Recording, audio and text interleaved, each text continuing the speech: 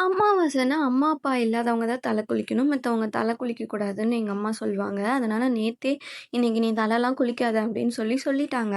ஆனா, என்ன பண்றது? இன்னைக்கு அமாவாசை, கிருத்திகை 2மே ஒண்ணா வந்துருச்சே! நான் ஒவ்வொரு கிருத்திகையும் முருகனுக்கு தவறாம கிருத்திகை விரதம் எடுப்பேன். இந்த வாட்டி அமாவாசை வந்துருச்சுன்றதுனால அத நான் விட்டுற முடியுமா என்ன?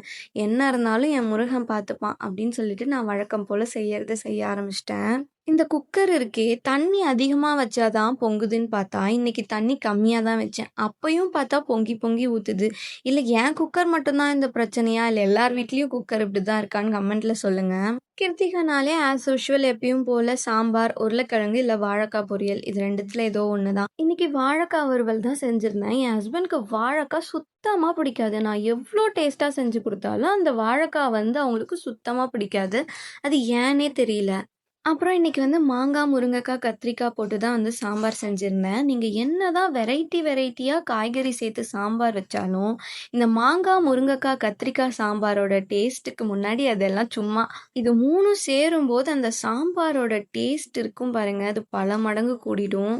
உங்களுக்கு இந்த மாங்காய், முருங்கைக்காய், கத்திரிக்காய் சாம்பார் பிடிக்கும்னா கமெண்ட்ல சொல்லுங்க. இல்ல வேற எந்த காம்பினேஷன் ஆஃப் காய்கறி நல்லாருக்கும் அதையும் கமெண்ட்ல சொல்லுங்க. நான் நெக்ஸ்ட் டைம் ட்ரை பண்ணி பார்க்குறேன்.